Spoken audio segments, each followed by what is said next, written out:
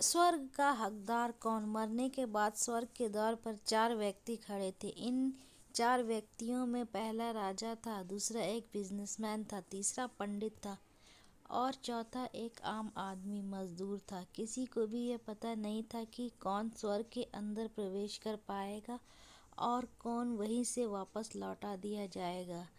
सब स्वर्ग का दरवाज़ा खुलने की राह देख रहे थे और आपस में बातें कर रहे थे। जैसे कि राजा को मरने से पहले ही आदत थी, उसने अपनी बात सबसे पहले बताई। राजा ने कहा, मैं बहुत प्रख्यात राजा हूँ, मैं धरती पर अपना बहुत नाम कमाया है, इसलिए पूरी संभावना है कि मैं ही स्वर्ग में जाऊँगा। फिर व्यापारी ने अपनी बात सामने रखी। वह बोला, मैं धरती पर खूब धन कमाया और उस धन से मैंने सैकड़ों लोगों की मदद की, इसलिए मैं ही स्वर्ग का हकदार हूँ।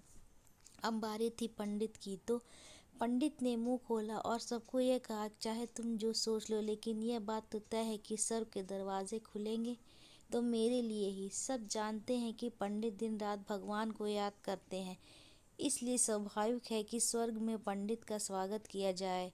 जब सब ने अपना अपना पक्ष रख दिया, तब सबकी नज़र उस मजदूर पर थी जो चुपचाप अपनी नज़रें नीचे झुकाए बिना कुछ बोले वहीं पर खड़ा रहा। स्वर्ग का दरवाज़ा खुला और वहाँ पर एक देवदूत आकर खड़ा हो गया। देवदूत के हाथों में एक पुस्तक थी जिसमें इन सभी के कर्मों के बारे में लिखा हुआ था। देवदूत ने सबसे पहले राजा को अपने पास बुलाया और उसको पूछा, तुम बताओ, तुमने अपने जीवन में क्या क्या अच्छे कर्म किए हैं?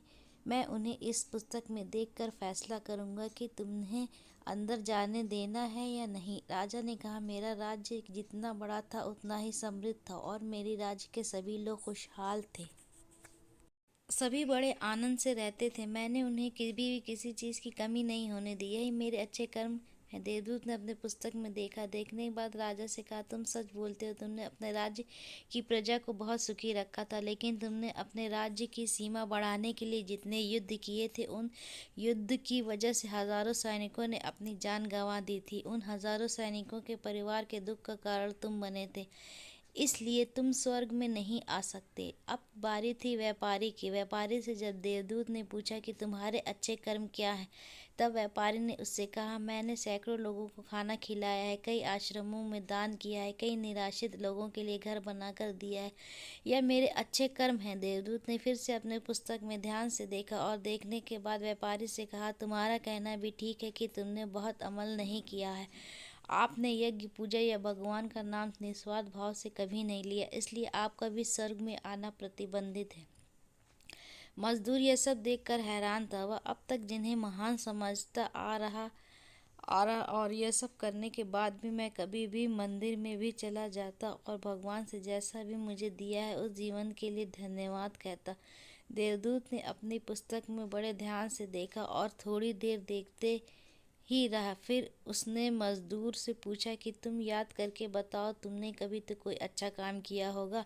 मजदूर ने थोड़ी देर सोचने के बाद बोला, हाँ, मुझे थोड़ा थोड़ा याद है। एक बार मैं बहुत भूखा था और मैं खाना ही खाने बैठा था कि एक बहुत ही कमज़ोर कुत्ता जो ठीक से चल भी नहीं पा रहा था, वो मेरे पास आ गया और मेरे खाने को देखने लगा। तब मैं अपनी रोटी उसे खिला दी थी और उस दिन मैं खुद भूखा सोया था। मजदूर की बात सुनने के बाद देवदूत मुस्कुराया और मजदूर को बड़े सम्मान से स्वर्ग के अंदर ले गया। दोस्तों, अच्छे कर्म लोभ, मोह, माया इन सब भाव में आकर नहीं किए जाते हैं और न ही उन्हें अच्छे कर्मों की श्रेणी में गिना जाता है। निस्वार्थ भाव से किया गया एक ही अच्छा कर्म भी आपके जीवन के सारे पाप धोने की शक्ति रखता है। इसलिए जब भी मौका मिले, निस्वार्थ भाव से किया गया एक ही अच्छा कर्म आपके जीवन के सारे पाप धोने की शक्ति रखता है। इसलिए जब